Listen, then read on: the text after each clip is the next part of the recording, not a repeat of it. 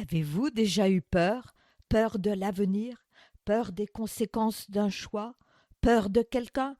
Peur de menaces? Y a-t-il un moyen de s'en sortir et de trouver la sécurité? C'est ce que nous allons voir dans cet épisode.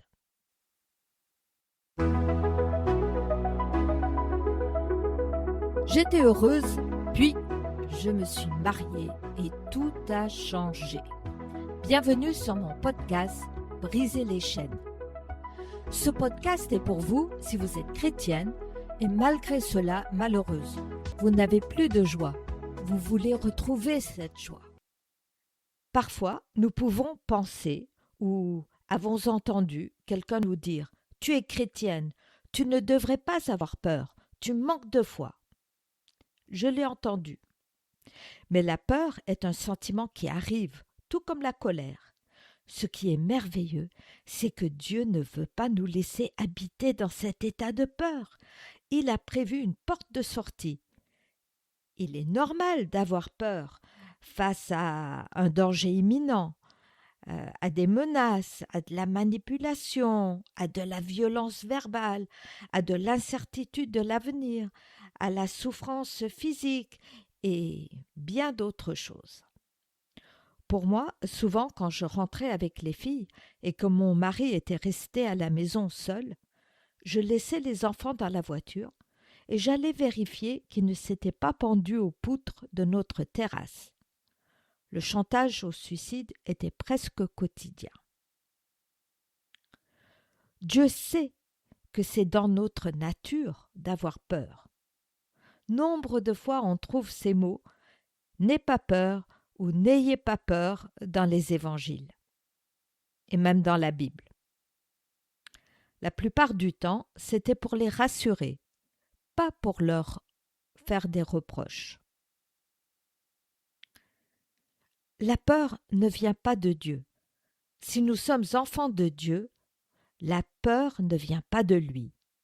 1 Jean 4, 18 dit « La crainte n'est pas dans l'amour, mais l'amour parfait bannit la crainte, car la crainte suppose un châtiment, et celui qui craint n'est pas parfait dans l'amour. » Ce verset ne dit pas que si tu as peur des menaces de ton conjoint, tu manques d'amour. Il dit que face à Dieu, tu n'as rien à craindre, car il t'aime parfaitement. Son amour pour toi est un bouclier, pas une menace. Par contre, notre ennemi, lui, il voudrait nous maintenir dans la peur. Une chrétienne paralysée par la peur ne peut pas porter du fruit, ne peut pas glorifier Dieu. 1 Pierre 5, versets 8 et 9. Soyez sobres, veillez.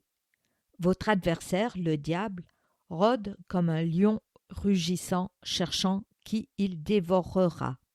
Résistez-lui avec une foi ferme, sachant que les mêmes souffrances sont imposées à vos frères dans le monde. Il nous encourage à être vigilantes. C'est un fait, notre adversaire cherche à nous dévorer.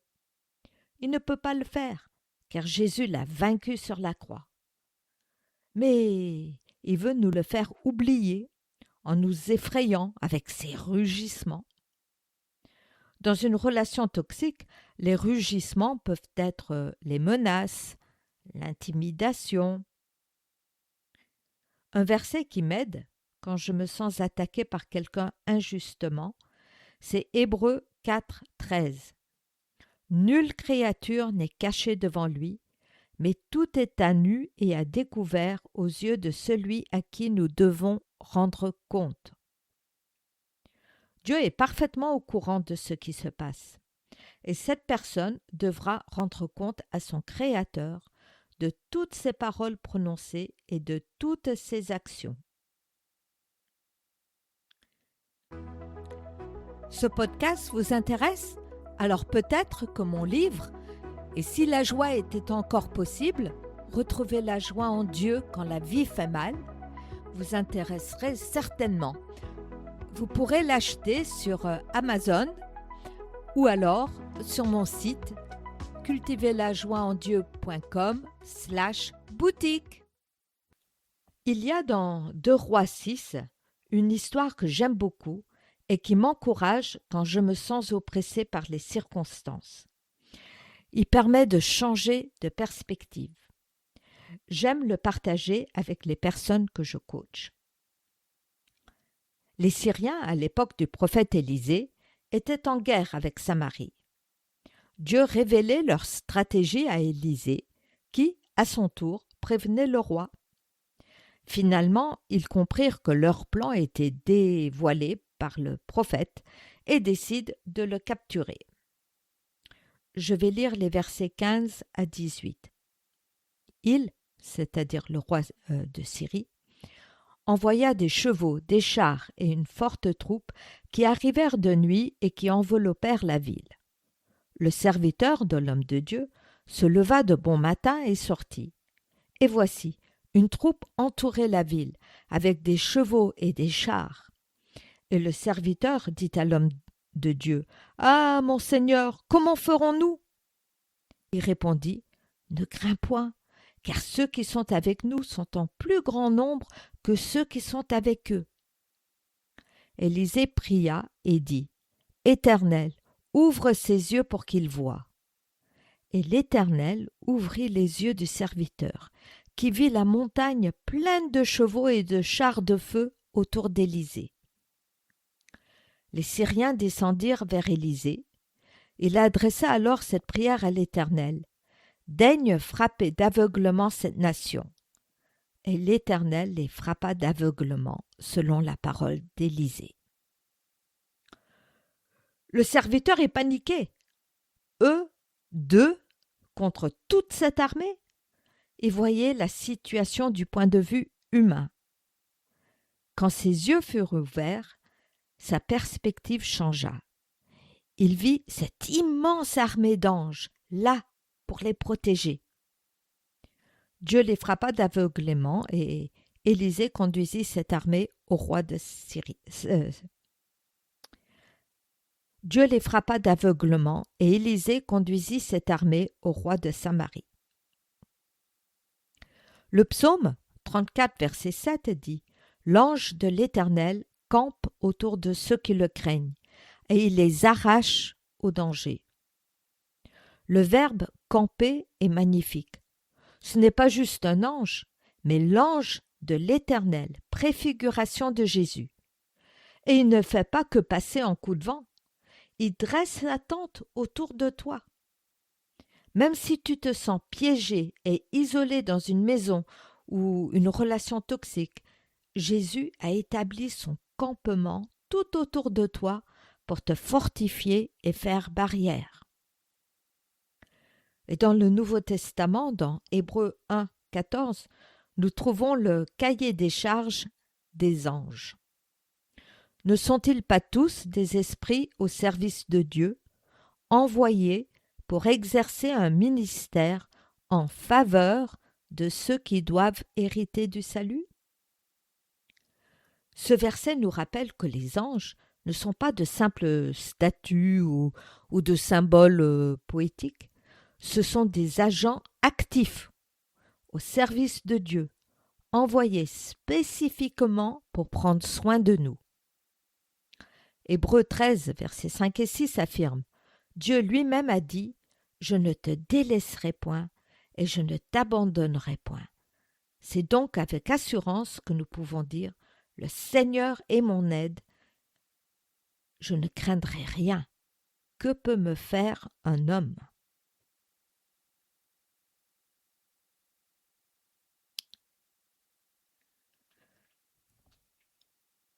Se réfugier sous son ombre. Voici certaines peurs dont Dieu veut délivrer ceux qui cherchent un refuge auprès de lui. Psaume 91, versets 1 à 9. Celui qui demeure sous l'abri du Très-Haut repose à l'ombre du Tout-Puissant. Je dis à l'Éternel, mon refuge et ma forteresse, mon Dieu en qui je me confie. Car c'est lui qui te délivre du filet de l'oiseleur, de la peste et de ses ravages. Il te couvrira de ses plumes, et tu trouveras un refuge sous ses ailes. Sa fidélité est un bouclier et une cuirasse. Tu ne craindras ni les terreurs de la nuit, ni la flèche qui vole de jour, ni la peste qui marche dans les ténèbres, ni la contagion qui frappe en plein midi. Que 1000 tombent à ton côté et 10 000 à ta droite, tu ne seras pas atteint. De tes yeux seulement tu regarderas, et tu verras la rétribution des méchants. Car tu es mon refuge, ô Éternel, tu fais du Très-Haut ta retraite. Il nous délivre de la peur de pièges, maladies, de terreurs nocturnes, de flèches ou de paroles blessantes. Et ce magnifique verset de Romains 8, 31, puis 38 à 39, « Si Dieu est pour nous, qui sera contre nous ? J'ai l'assurance que ni la mort, ni la vie, ni les anges, ni les dominations, ni les choses présentes, ni les choses à venir, ni les puissances, ni la hauteur, ni la profondeur, ni aucune autre créature ne pourra nous séparer de l'amour de Dieu manifesté en Jésus-Christ notre Seigneur. » Rien, absolument rien, ni les menaces, ni les manipulations, ni un avenir incertain ne peut nous séparer de l'amour de Dieu. Cet amour est notre valeur de base, que personne ne peut nous retirer. J'aimerais te laisser avec cette image du réformateur célèbre Martin Luther qui disait « Tu ne peux pas empêcher les oiseaux du souci de voler au-dessus de ta tête, mais tu peux les empêcher d'y faire leur nid. Les menaces, l'abus, l'avenir incertain, ce sont ces oiseaux qui volent et qui font du bruit. Tu ne peux pas toujours empêcher leur présence. Mais avec l'aide du Saint-Esprit, tu peux refuser qu'ils s'installent dans ton cœur. Pourquoi ? Parce que Dieu ne veut pas que tu vives dans la peur. Parce qu'il t'invite à ouvrir tes yeux spirituels pour voir ses anges camper autour de toi. Parce que tu n'es plus seul dans cette maison ou face à cette situation. Et parce que rien, absolument rien, ne peut te séparer de son amour. Dans Galates 5, verset 1, la Bible nous dit « C'est pour la liberté que Christ nous a affranchis. Demeurez donc fermes. » Tu es appelé à la liberté, pas à la peur. Je vais prier. Merci Seigneur pour ces merveilleuses promesses que tu nous donnes dans ta parole. Tu es toujours avec nous, tu nous délivres de nos peurs, de nos ennemis. Seigneur, je te prie que tu aides les femmes qui m'écoutent à se réfugier en toi, à te faire confiance. Seigneur, Satan peut rugir tant qu'il veut, il ne peut pas nous dévorer, car tu l'as vaincu sur la croix.